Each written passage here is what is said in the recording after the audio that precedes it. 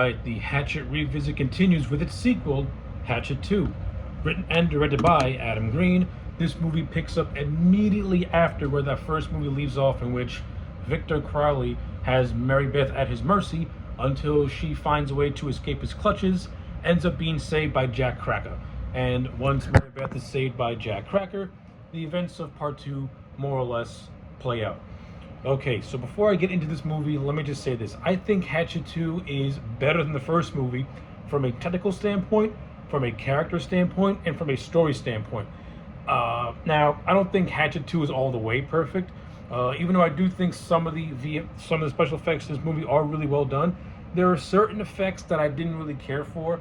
I don't really care for the redesign of Victor Crowley in this movie. It never seemed right to me. Like, Victor Crowley's look in Hatchet 2, to me, is a downgrade as opposed to how he looks like in the first movie. I don't know. The look in this movie feels so too rubbery for me. Like, it feels like Kane Hodder is wearing a bodysuit, and it doesn't feel realistic to me as it did in the first movie. That's just my take on it personally. And to me, it kind of can get distracting, and it kind of takes me out of the movie a little bit, because I don't feel like I'm seeing a character on screen. I feel like I see a guy wearing a bunch of makeup not a real person. Does that take away from Kane Hodder's performance as the character? Absolutely not. Even though I don't like the overall look of Victor Crowley, I do like Victor Crowley doing his thing. And in this movie, he goes from 10 to 1000 in this movie. Victor Crowley in this movie is more vicious and more brutal than he was in the first movie. The kills are much more inventive, with the last kill on Reverend Zombie being the most gruesome and most memorable one out of the whole movie. But what I like about the kills in this movie is that, to me, some of them kind of have like a dark sense of humor to them. For example, like there's this couple. They're in the middle of let's just say saying hello to God, and Victor Crowley chops the guy's head off. These spasms and when the guy's head goes off, his body goes into spasms, and the girl looks like she's having the best time of her life. But she comes to realize that her lover is no longer with us. So Victor Crowley takes his hatchet, shoves it up her taint, number one, then stabs her in the chest, and then the hatchet gets stuck in her chest. And the way Adam Green shoots it, he makes it look like Victor Crowley's trying to pleasure himself. And when the hatchet rips off, blood spatters against a tree as if it's a money shot. It's stupidly hilarious, and I get a chuckle out of it every time I see it. That's my biggest positive with Hatchet 2, is that I think this movie is the humor in this movie is ratchet all the way up to 11. Like, you can tell Adam Green was having too much fun making Hatchet 2, and he wanted to make it more off the wall and just more crazier than that first movie, and he absolutely nailed it. Yeah, I can't praise the kills enough in this movie. They're very inventive. They're hilarious. They have a dark tinge of humor to them, and I love it. But before I get into it, more, because this movie has a lot. There's a lot to unpack with this movie, because it does a lot of exploration of the Victor Crowley character, which I'm going to get to momentarily. But first, the cast of characters in this movie. Number one, Danielle Harris is now in the role of Mary Beth, and when you watch this movie, it makes you just wonder, why couldn't have Adam Green just got her for the first movie instead of the recast? Like, Danielle should have been Mary Beth from the start. I like her in this movie. Danielle Harris is a great horror actress. She's a great actress in general, and seeing her more or less the lead of this franchise is fantastic. Danielle Harris puts in a really good performance. Adam Green, he continues his trend of bringing in iconic, actors / directors from the horror realm to be in these movies. The character of Jack Cracker, played by John Carl Buechler, his role gets more expanded upon in this movie as being the one that rescues Mary Beth. He has a great death scene where Victor Crowley pulls out his intestines and then decapitates the man with his own intestines in a very gnarly, brutal scene. But it's cool to see John Carl Buechler. It's cool to see Kane. It's cool in a way. It's kind of cool seeing Kane Hodder kill him on screen. I don't know why. I always thought. I mean, if you gotta be into the horror. You gotta be into the horror genre and know the behind the scenes stuff with guys like John Carl Buechler and Kane Hodder, and their history with one another and the movies they've done with each other.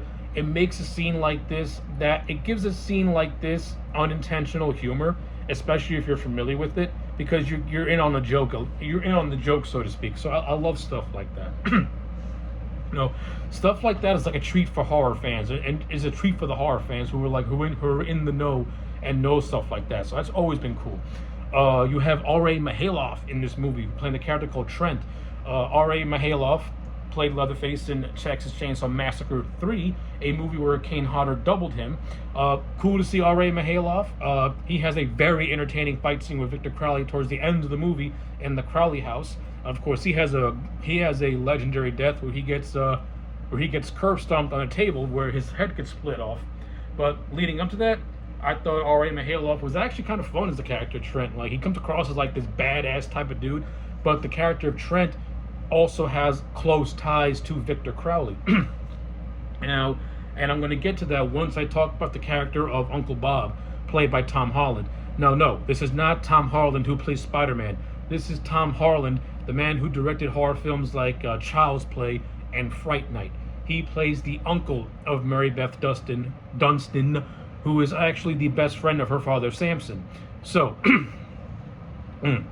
so now we're going to get into the good stuff. So after Mary Beth meets Jack Cracker, she goes to visit Reverend Zombie, played by Tony Todd. I'm gonna say this: Tony Todd in Hatchet 2, I thought was excellent.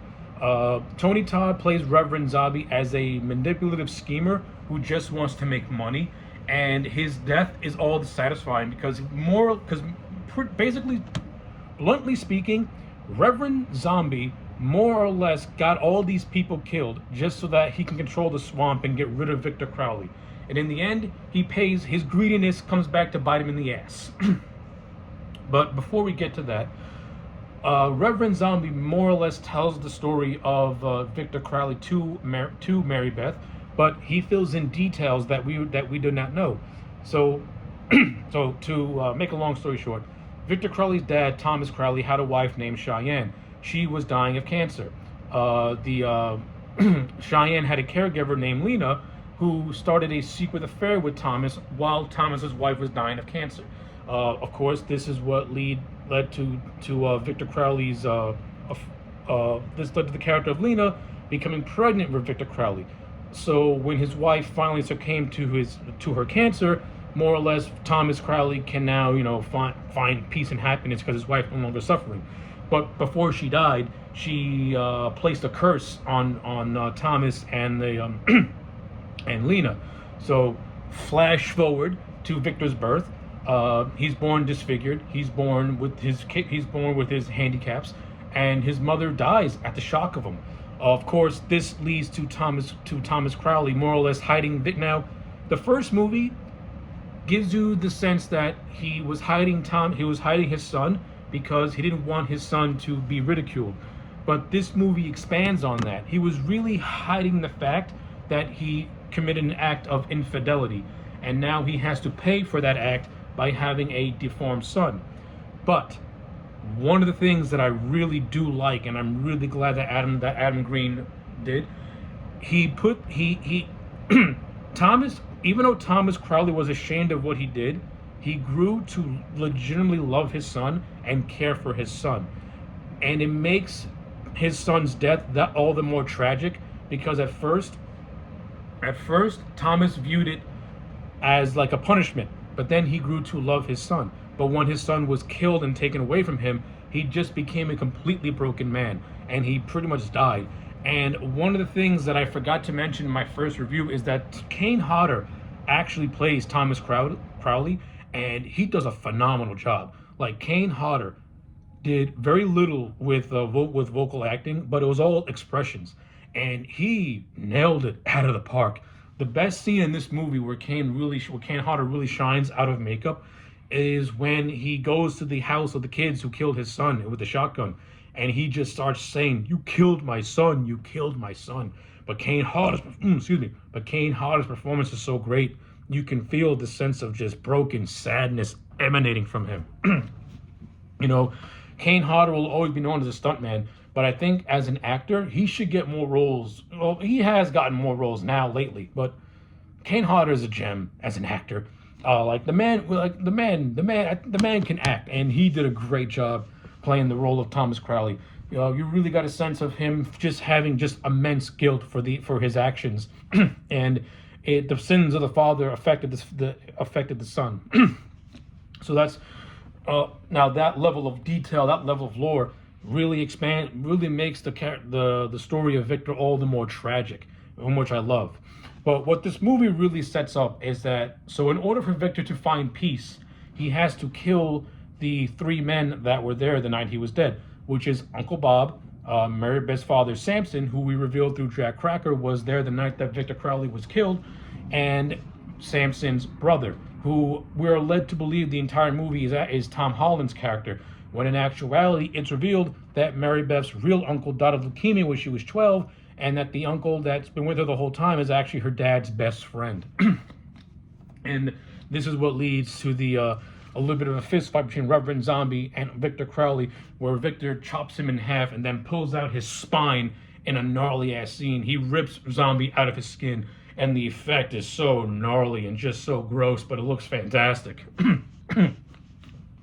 So yeah, the lore gets more expanded upon in Hatchet 2, giving it that extra level of giving it that extra level of sadness and gravitas, so to speak. So I like all that stuff. I think the characters in this movie are much better than the characters in the first movie. Of course, Danielle Harris as Mary Beth Dunstan is a step up. Tony Todd gets more fleshed out as Reverend Zombie, where he's basically a con man just trying to scheme his way into making money. He illegally sends tour boats into the condemned swamp, so that way he can make a profit. So yeah, his demise was well needed. We have the return of Perry Shen, who plays the character of Justin, who is the identical brother of the character of Sean from the first movie. He's in this movie, and he gets killed off when it's revealed that his brother was killed, and he gets killed by Victor Crowley in a gnarly way by having a buzzsaw cut the back of his head off.